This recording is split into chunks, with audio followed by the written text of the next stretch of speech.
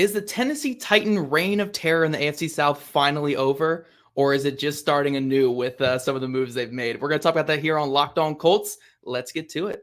You are Locked On Colts, your daily Indianapolis Colts podcast. Part of the Locked On Podcast Network, your team every day.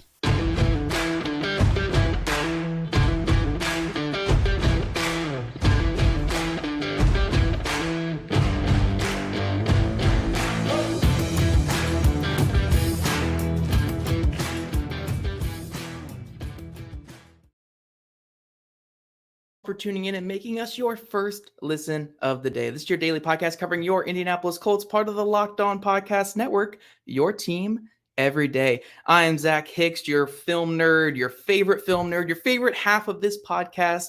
And today I'm joined by not Jake Arthur, who is dealing with some power issues there in Indiana. I'm sure some of you guys live around him, so you understand exactly what's going on. But instead, I'm joined by Tyler Rowland of Tic Tac Titans, also Locked On Titans over there. You guys can follow his daily episode that he has. And Tyler, you and I are very energetic, fun dudes. So I think we're going to have some fun with today's show. We're going to talk all about the Tennessee Titans. And, you know, the Titans took kind of a step back last season. They failed to make the playoffs. And this was, year 4 or 5 of Mike Vrabel, or year 3 or 4? What was it? What year was it with Mike Vrabel last year? 2018 was his first season. Yeah. So okay. Quick math, that would have been season 5, 18, 19, 20, 21, 22, 5. Yep. There we go. Yep. Used my hands on that one. There we go, Tyler. There we go. But yeah, no, year 5 of Mike Vrabel, missed the playoffs. It all falls apart down the stretch. Mm-hmm. But he gains more power, gains more influence in the organization as a result. And they're kind of pivoting towards still continuing that win now window. So to kind of kick this episode off, Tyler, we're going to talk about just the Tennessee Titans at a macro level. We're going to paint those broad strokes first, and then we're going to go to the finer details after that. So starting with just the bigger picture with the Tennessee Titans, what do you see this organization doing going forward? Like what's kind of the near and distant future for this organization right now? Because yes, they've made some win now moves. They still kind of leaning into the, yes, we're a competitive roster, but it's such a quarterback league right now. And yes, they took Will Levis in the beginning of the second round, but is that enough to compete in this quarterback league? Like, what do you think about the future of the Tennessee Titans as of right now? What's crazy, Zach, is, and obviously thanks for having me on. It's always fun to have these divisional conversations, the crossovers, all of that. Love it. But I think, as much as I talk about the Titans each and every day, I haven't thought about it like this, I guess, this analogy. But to me, where some of us see the Titans, and I admit that I'm probably in a group that's closer to maybe some Colts fans looking at the Titans and what they should do.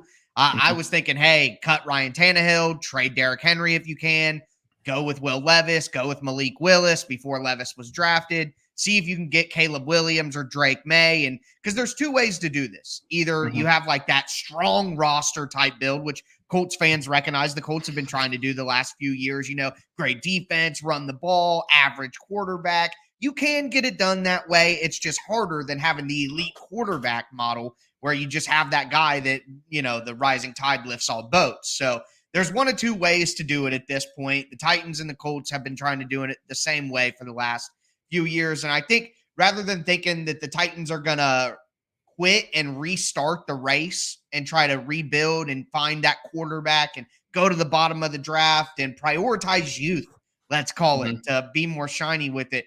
Rather than the Titans restarting the race, Mike Vrabel, in my mind, thinks this is just a pit stop because a tire blew, and that tire blowing was the stupid trade of A.J. Brown to the Philadelphia Eagles. The tire blew. Vrabel took the pit stop, said, hey, we're throwing these tires out. We're making some changes. We may be a little behind, but I can catch us back up as the driver here. So I feel like Mike Vrabel sees this, which is what's most important. I think that the Titans are probably further away than they think in the building. Maybe I'm wrong, but we will see, I guess. That's the best part about sports is we get our answer.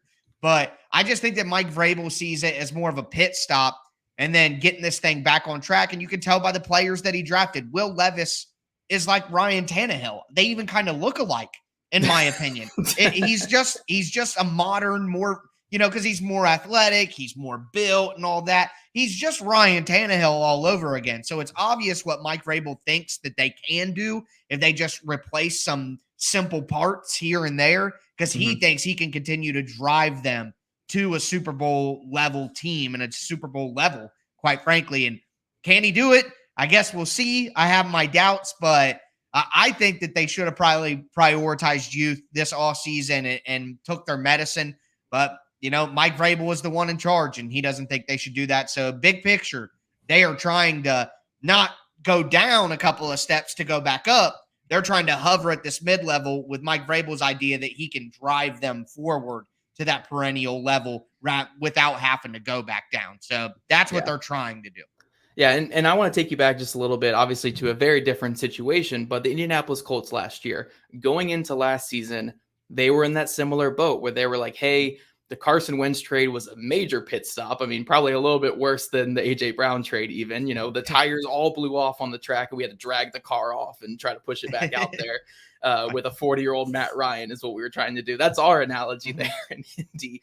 But they made a couple win now moves. They went out and signed Stephon Gilmore. They traded for Yannick Ngakoue. They made some moves for playmakers in the draft with Alec Pierce and Jelani Woods. Like, that was them kind of pushing all their chips in one last time, just like the Tennessee Titans are doing. And I'm not saying the Tennessee Titans are bound to do what the Colts did last year, where you're just hovering around average, and then Jeff Saturday comes in and just kicks you to the curb. And I don't think that will happen. I don't think that. I mean, I don't know. You guys got to bring in Vince Young or so. I don't know. Like, who's going to come in and coach the team? But anyway, yeah, exactly.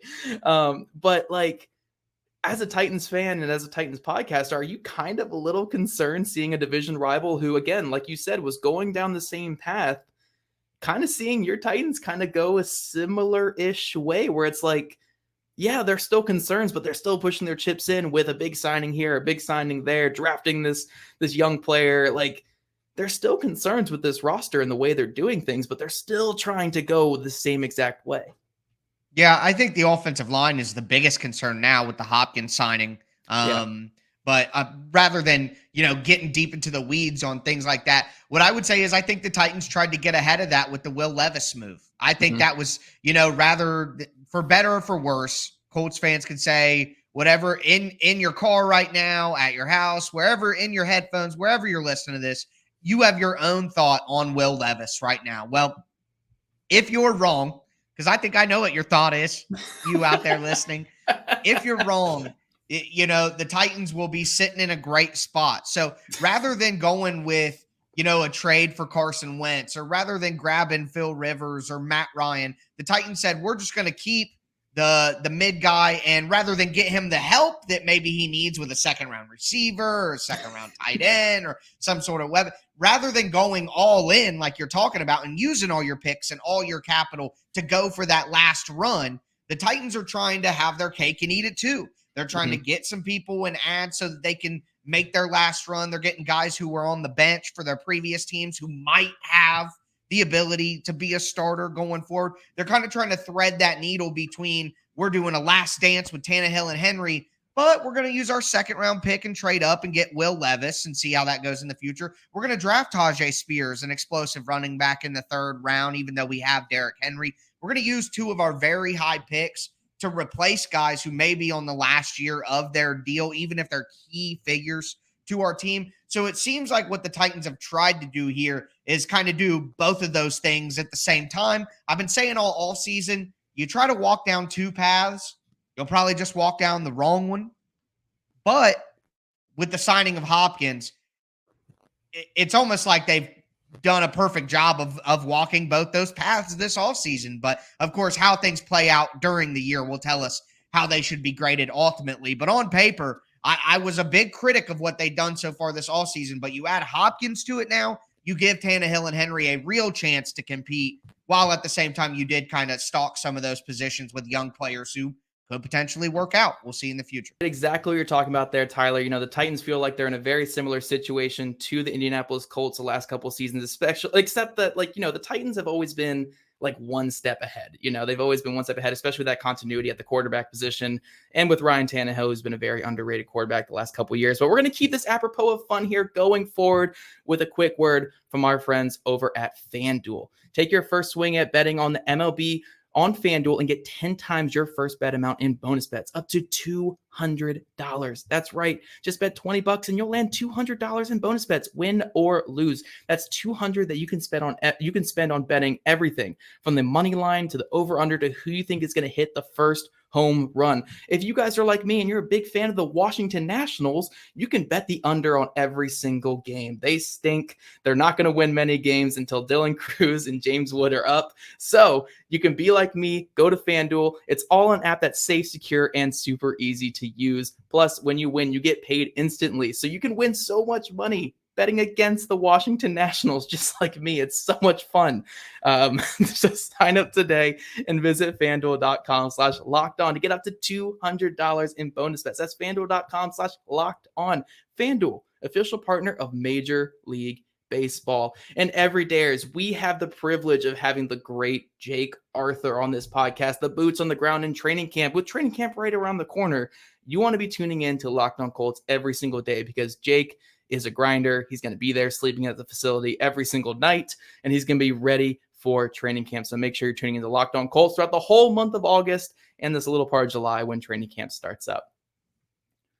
All right, Tyler. So we're segueing this conversation into the 2023 Titans, which it kind of feels perfect for the Titans because they're always about that 1 year. It's always about that 1 year. Like you said, they have leaned into the Will Levis and building for the future while also being prepared for the 1 year. But the big signing of DeAndre Hopkins obviously says that they are still thinking win now mode. DeAndre Hopkins fixes one of their biggest issues, which is this wide receiver core looked like a high school wide receiver core for much of the offseason. It was Treylon Burks and a bunch of dudes. Now it's DeAndre Hopkins, Treylon Burks, and a bunch of dudes. A bunch of dudes. But does these couple win now signings, not even just DeAndre Hopkins. You got DeAndre Hopkins, you got Jamel Dean, drafting Skoronski there early in the draft. Those are all kind of ready to play win now type moves.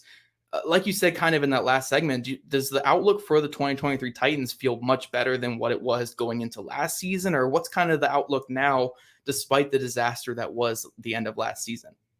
Just one correction. I understand how this happened, but Jamel Dean, it was Sean Murphy Bunting, the other that's what it was. Tampa Bay Buccaneers quarterback. Same team. Yeah, you're fine. You're same fine. Team. But, super athletes. Yeah, same exact team. Yeah. Yes. Sean Murphy just so Bunting. Colts fans aren't confused when they see a guy out there against Michael Pittman or whatever. But no, yes. I think, again, like we kind of talked about at the end of the opening discussion, the Titans brought in Andre Dillard at left tackle, former first-round pick, backup in Philadelphia, but Philadelphia did have the best offensive line in the league, so maybe he's good enough to be a starter. It was just a great offensive line, and he couldn't break through. I have my doubts, bit of a cynic, but at the same time, hey, maybe it works out. Maybe it works out. And Sean Murphy Bunting, same thing. He had some incredible moments during that Tampa Bay Buccaneers run to the Super Bowl. He had 3 interceptions. That postseason, he's shown to be a guy who has good ball skills. And I mean, he can disrupt at the catch point and do things like that, which the Titans sorely needed.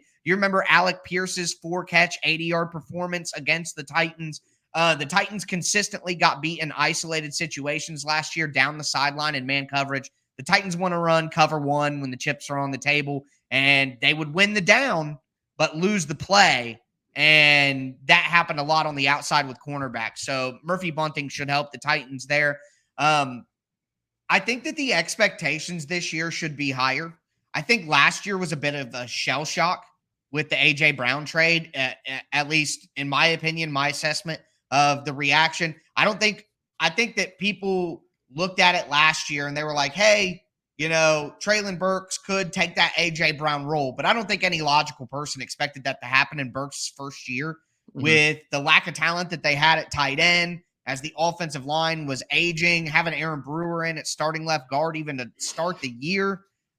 I just think there were, and then Harold Landry tears his ACL right before the season. I think if you would have taken the temperature of the Titans fan base or the expectations or optimism for the team after that Landry injury, it would have been really low. After the A.J. Brown trade, even lower. So I think just based on a couple of really bad things that happened last offseason, I don't think the expectations were as high as they are right now after the DeAndre Hopkins signing, because now you know about Chigakonkwo. Now, rather than going into the season with older veterans who have been breaking down and getting hurt, you have brand new, fresh faces who, even if it's just a new face, it gives people more optimism than, hey, Taylor Lewan again, he's probably going to get hurt soon. Just even if it turns out the same way, just being different people, having different opportunities, renewed hope. I think there's much higher expectations for the Titans this season than there were going into last season, just because of, the vibes. Honestly, the vibes are a lot higher right now for the Titans as an organization than they were after that A.J. Brown trade, which was, devastating, honestly. So now there's renewed hope with Burke showing some signs, Okonkwo showing some real signs, adding Hopkins. There was always faith in the defense, but there's renewed faith in the offense, not having Todd Downing at the helm, which is just insane that was a 2-year experience. Yeah. So, there's a lot of change that's happened with the Titans, the new general manager. And because of all that change, plus a better roster in general, I think there's higher expectations and more hope for this season than last season.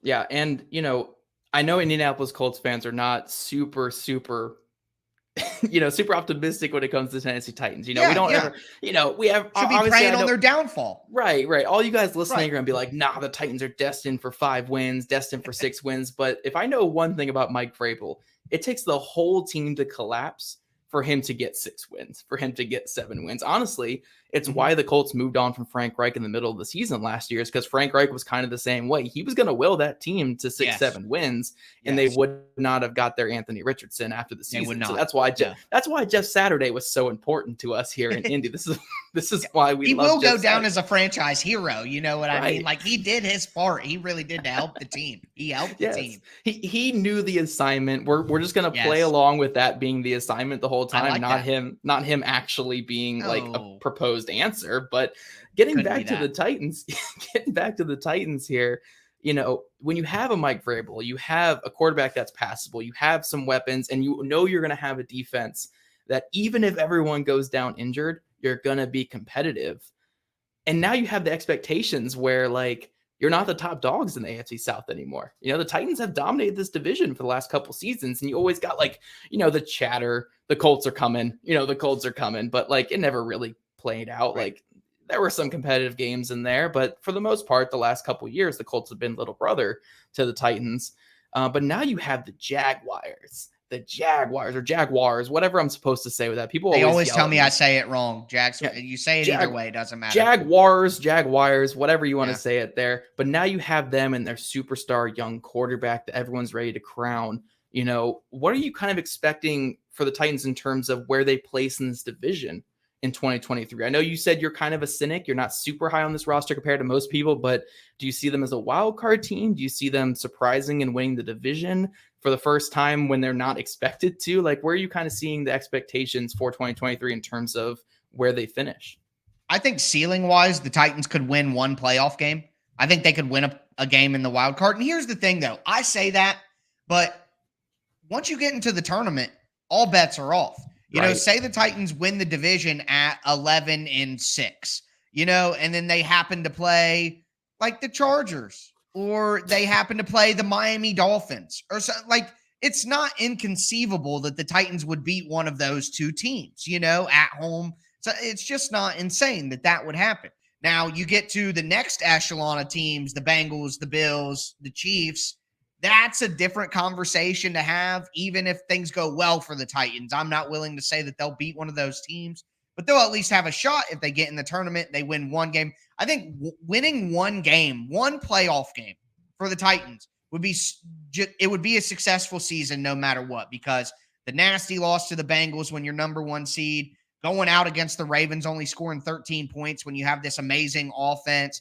2019, that was acceptable. Oh, this team's getting ready to make a run here. Their faith was at the highest, and faith goes down as you start to lose. So if the Titans could get one playoff win, I think it would be a successful season, and I think they have the talent now with Hopkins to do that. I think what's more realistic is probably 10-7, lose in the first round. But at this point, I do think the Titans will win the division. I think it'll go down to that last game with Jacksonville, of course. I don't think Jacksonville is going to be terrible, but there are a couple of factors here.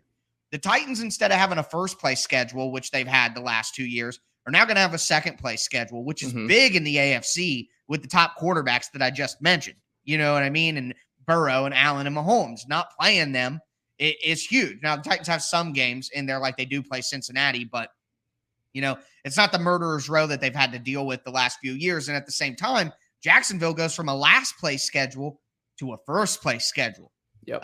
Jacksonville had a brand new coach and a new offense and a new defense last year. Well, now teams have a full season to scout from the Jaguars and figure out what they're doing, what they like to do, how they like to counter things. So I think it'll be tougher on Jacksonville, which will cause, I don't want to say regression, because I think they'll probably finish, 9-8, 10-7 again.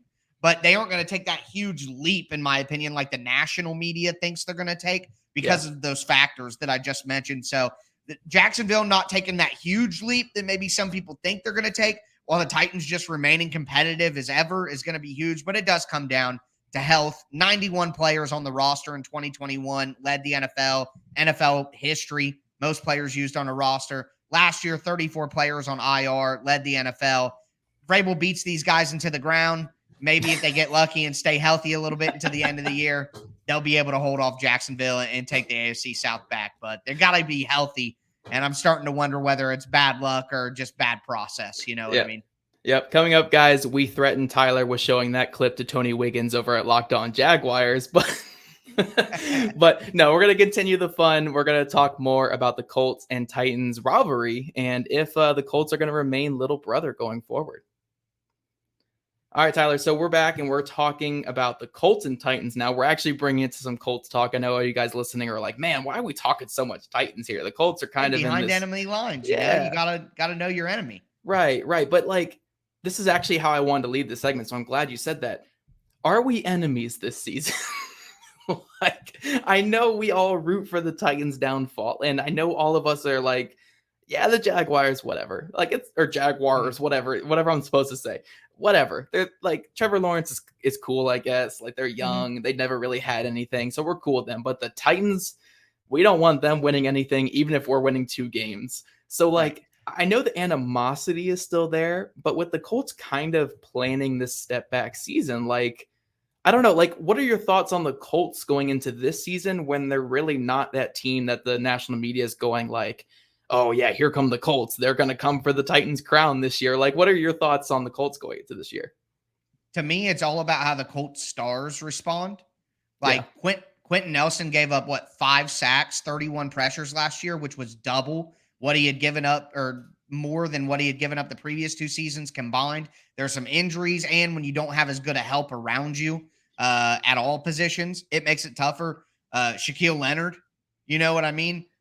I joke he hasn't been the same since he changed his name, but, the back injury, you worry, is he going to get to that level? I believe in that second game against the Titans last year, I don't want to use the L word and say he was a liability, but he just wasn't moving right, and I don't think he was helping the team. He wasn't ready. His back was still, he had to have the second surgery after that. His back was still a mess at that point. So, it was a liability in that game for sure. Yeah. Those 2 dudes are just tone setters and game breakers.